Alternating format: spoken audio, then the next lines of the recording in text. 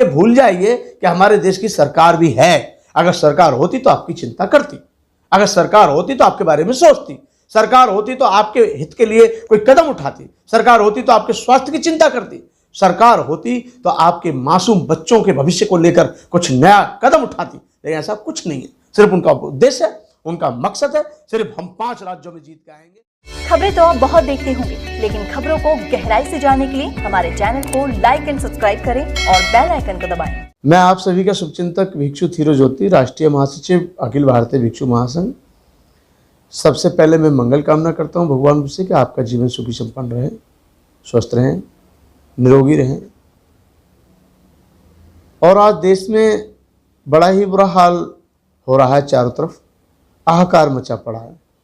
ऐसा समय हमने तो शायद कभी नहीं देखा, क्योंकि हमारी उम्र भी वैसे कम है, लेकिन ऐसा सुना जाता है अभी भी जो बुजुर्ग हैं, जो समाज के बुजुर्ग हमारे पिता तुल्य लोग हैं, सम्मानित हैं, एजिट हैं, वो लोग कहते हैं ऐसा काला समय, ऐसे काले दिन और ऐसा माहौल कभी नहीं देश का बना कि इतना हाहाकार मचा हो।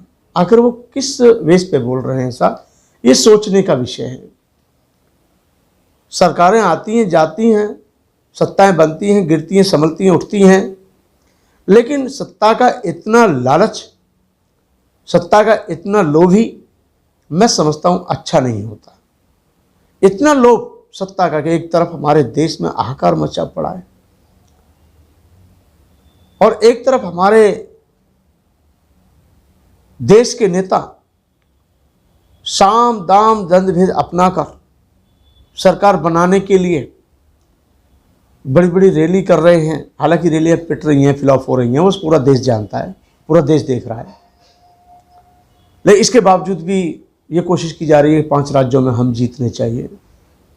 तो मैं एक बात सोच के परेशान हूँ, थोड़ा सा मन में पीड़ा है कि एक तरफ पूरे देश में हाहाकार मचा पड़ा है, लोग कोरोना जैसी महामारी से जूझ रहे हैं, लोग अपनों से अपनों को जुदा कर रहे हैं, उनको ऑक्सीजन नहीं मिल रही, दवाई नहीं मिल रही, बेड नहीं मिल रहे, उनको कोई सुख सुविधा नहीं मिल रही। इस समय ऐसा लग रहा है कि भारत में ना कोई प्रधानमंत्री है, ना कोई शासन है, ना प्रशासन है, ना कोई अस्पताल है, क्योंकि आदमी जाए तो कहाँ जाए, किसके पास जाए, किसके पास गुहार लगाए, क्योंकि हॉस्पिटल में जाने से लोग डर रहे हैं, क्योंकि ऐसा सुना जाता है कि हॉस्पिटल में जो पहुंच गया वो वापस नहीं आ रहा है। आखिर ये लोगों के मन में ऐसी सोच क्यों बनी हुई है, इतना भय क्यों घुस गया है, इतना डर क्यों बैठ गया है उनके मन में कि वो डॉक्टरों पर विश्वास नहीं कर रहे हैं, सरकार पर विश्वास नहीं कर रहे हैं। और रहा सवाल ये कि व्यक्ति अपने पास अपने आप को रख के कैसे ठीक रखे, क्योंकि उसके पास जब कोई दवाई नहीं, कोई गोली नहीं, कोई व्यवस्था नहीं, कोई ऑक्सीजन लेने के लिए सिलेंडर तक की व्यवस्था नहीं हो रही, तो ऐसे बीच में क्या बचता है? गरीब आदमी, मजबूर आदमी, मजलूम आदमी सिवाय दम तोड़ने के सिवा और कुछ नहीं कर सकता। आप ये देखिए कि एक तरफ हमारे देश में 5 राज्यों में चुनाव चल रहे हैं, तो मैं समझता हूँ चुनाव जरूरी है कि एक तो लोगों की जान जरूरी है, पहले तो ये बात होनी चाहिए। उत्तर प्रदेश की सरकार सुशासन बताई जाती है, मोदी जी कहते हैं कि उत्तर प्रदेश में सुशासन चल रहा है। उसी सुशासन में आज जो है शमशान घाटों में टोकन लेकर के लाशों को जलाया जा रहा है, 8-8, 10-10 घंटे में नंबर आ रहा है, आदमी रोड पर पड़ा हुआ है, हॉस्पिटलों में बुरी हालत हो रही है, बेड तक व्यवस्था नहीं है।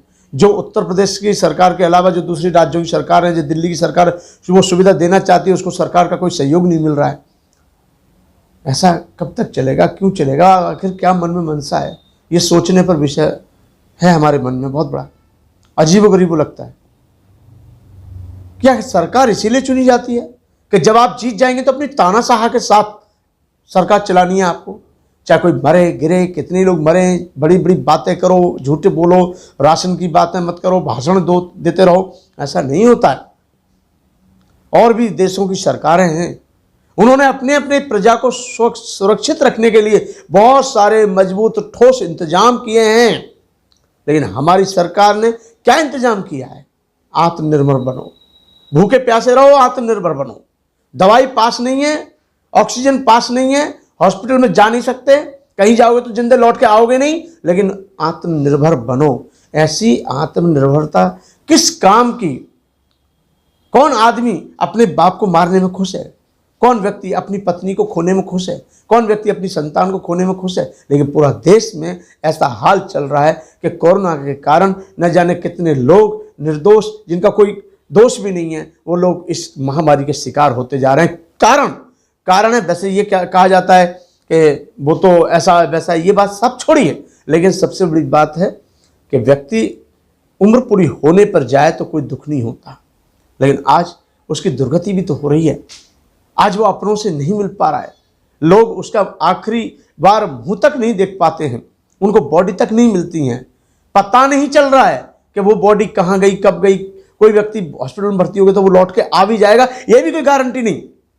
लेकिन सरकार इस पर कभी संवेदनशील नहीं रही। सरकार ने बस एक ही बात कही, सिर्फ उसका पूरा ध्यान चुनाव की तरफ है, पूरा ध्यान चुनाव की तरफ। बस पश्चिम बंगाल हाथ से ना निकल जाए, चाहे पश्चिम बंगाल को बचाने के चक्कर में पूरा देश मर जाए। मैं ये कहना चाहता हूं, इतना लोभ किस लिए, इतना लालच सत्ता का, इतना बुरा किस लिए? आप तो बड़ी बड़ी बातें करते थे, 56 इंच का सीना, वो तो लगता है आप तुम्हारा जो 56 इंच का सीना है वो 20 इंच का भी नहीं है, क्योंकि लोग तो आज आपको खुलेआम सरेआम गालियां दे रहे हैं। आपकी पार्टी को सब लोग बदनाम कर रहे हैं, और बदनाम हो रही है इसलिए हो रही है कि आपके काम ही वैसे हैं बदनामी जैसे। लेकिन बस वही वाली बात, कोई आदमी बोलता तो ये आतंकवादी, वो देशद्रोही, वो काला, वो ये वो दुनिया भर की बातें आप लोग करते हैं। लेकिन मेरा कहने का मतलब है, मेरे प्रिय देशवासियों, आज एक तरफ सरकार है, एक तरफ व्यक्ति है जिसके पास ना कोई साथ है न सहयोग है, एक दूसरे की मदद ही मिल रही है अपने व्यवहार के कारण। एक दूसरे का साथ दे रहे हैं लोग, एक दूसरे की मदद कर रहे हैं लोग, सिर्फ एक दूसरे के व्यवहार के कारण। सरकार का कोई योगदान नहीं मिल रहा है। और जो सरकार, हमारी दिल्ली की सरकार अपने मरीजों को, अपने लोगों को सुरक्षित रखने के लिए सहयोग कर रही है, उसको केंद्र सरकार का कोई सहयोग नहीं मिल रहा है। मेरा कहने का अभिप्राय है कि पूरे देश में इस समय मैं समझता हूँ रैलियां जरूरी नहीं है। हमें राहुल गांधी जी को साधुवाद देना चाहिए। मैं पार्टी पॉलिटिक्स का बहुत भिक्षु नहीं हूँ, ना ही मुझे पार्टी पॉलिटिक्स में कोई इंटरेस्ट है, लेकिन मैं ये कह सकता हूँ कि हमें साधुवाद देना चाहिए राहुल गांधी जी के लिए, जिनका इतना बड़ा दिल है कि उन्होंने ये कह दिया कि मेरे लिए रैली जरूरी नहीं है, मेरे लिए इंसान जरूरी है। और उन्होंने, ताकि ये बीमारी कंट्रोल हो सके, ताकि ये बीमारी रुक जाए, ताकि ये बीमारी और बड़ा रूप धारण ना कर पाए, इस बीमारी को ध्यान में रखते हुए उन्होंने पश्चिम बंगाल की और भी राज्यों में जो उनकी रैलियां होने जा रही थी, सबको उन्होंने पोस्टपोन कर दिया। वो साधुवाद के पात्र हैं। हमें पहले देश के बारे में सोचना है। चुनाव तो आगे भी हो सकते थे, चुनाव थोड़े पीछे भी हो सकते थे, लेकिन जब इंसान नहीं बचेगा तो आप किसके ऊपर राजनीति करने की बात करते हो? आपकी तो घिनौनी सोच हो गई है पूरे देश की। सिर्फ एक है, चाहे लोग मर रहे हैं, इसके ऊपर कोई बात ही नहीं है। जब भी कोई डिबेट होती है, जब भी कोई लोग, पत्रकार लोग आपस में बात करते हैं, कोई व्यक्ति प्रश्न करता है, कोई व्यक्ति कोरोना की बात करता है, बीमारी की बात करता है, उसे आप कांग्रेस के ऊपर डाल देते हो, समाजवादी पार्टी के ऊपर डाल देते हो, बसपा के ऊपर डाल देते हो, आम आदमी पार्टी के ऊपर डाल देते हो, किसानों के ऊपर डाल देते हो। अरे ये क्या का तरीका है? आपसे लोग सवाल करते हैं, आप उसका जवाब दीजिए। वो जवाब तो आप देते नहीं हो। और मैं तो ये कहता हूं, पूरे देश को जान लेना चाहिए अच्छे से कि अब भाषणों से आपका काम चलने वाला नहीं है। अब आप ये भूल जाइए कि हमारे देश की सरकार भी है। अगर सरकार होती तो आपकी चिंता करती, अगर सरकार होती तो आपके बारे में सोचती, सरकार होती तो आपके हित के लिए कोई कदम उठाती, सरकार होती तो आपके स्वास्थ्य की चिंता करती, सरकार होती तो आपके मासूम बच्चों के भविष्य को लेकर कुछ नया कदम उठाती। लेकिन ऐसा कुछ नहीं है। सिर्फ उनका उद्देश्य है, उनका मकसद है, सिर्फ हम 5 राज्यों में जीत के आएंगे, क्योंकि हम बहुत बड़े आदमी बन जाएंगे, फिर 2024 के बाद फिर से प्रधानमंत्री बन जाएंगे। अरे मैं आपको कह दूं कि सत्ता पर ना तो कभी कोई काबिज रहा है ना रहेगा। अब देश की जनता जागरूक हो चुकी है, और सच्चाई तो ये है, पूरा देश जानता है कि आप ईवीएम की जो बैसाखी का सहारा लेकर के चुनाव जीत रहे हो ना, अगर आपका वजूद सच में अच्छा है तो आप बैसाखी का सहारा लेना छोड़ो, यानी कि ईवीएम का सहारा लेना छोड़ो। आपका वजूद इतना नहीं कि एक गांव का प्रधान भी आपको कोई बना दे। कारण पूरा देश अब सच्चाई जान चुका है। पूरा देश वास्तविक रूप से अब आपको जान चुका है कि आप कहते क्या हो, करते क्या हो। आप करते कुछ और हो, कहते कुछ और हो। बड़ी बड़ी बातें कर करके समाज को गुमराह करने की बात करते हो। तुम्हारी बातों में आपको कोई वजूद और कोई, यानी कि वो रहा ही नहीं, वर्चस्व सब कुछ खत्म हो गया। मेरा कहने का मतलब पूरा देश जान रहा है। अरे आज आपको आवश्यकता है अपने देश की जनता के बारे में सोचने की। आज आपकी ज़रूरत है बेड बढ़वाओ। आज आपकी ज़रूरत है कि आज अपनी सरकार में आप, जब स्टेडियम में आप हज़ारों करोड़ रुपए खर्च कर सकते हो, भारतीय जनता पार्टी कार्यालय में खर्च कर सकते हो हज़ारों करोड़ रुपए, और यहाँ तक कि आप प्रतिमाओं में हजारों करोड़ रुपए खर्च कर सकते हो, दुनिया भर के कर्जों को माफ कर सकते हो, लेकिन 2-4 हजार करोड़ रुपए लगा करके देश की जनता के लिए कोई सुविधा नहीं कर सकते क्या? क्या मान लिया जाए? इसका मतलब है कि सरकार की नीयत में खोट है और सरकार दोषी है और सरकार ये जान चुकी है कि अब हमें दोबारा आना नहीं है, इसलिए सिर्फ जनता को मरने दो और जनता को जनता के हाल पे छोड़ दो और सिर्फ यही कहते रहो कि आत्मनिर्भर बनो, आत्मनिर्भर बनो, आत्मनिर्भर बनो। झूठ बोलने से पहले सोचना चाहिए। पूरा देश देख रहा है, पूरा देश जान चुका है।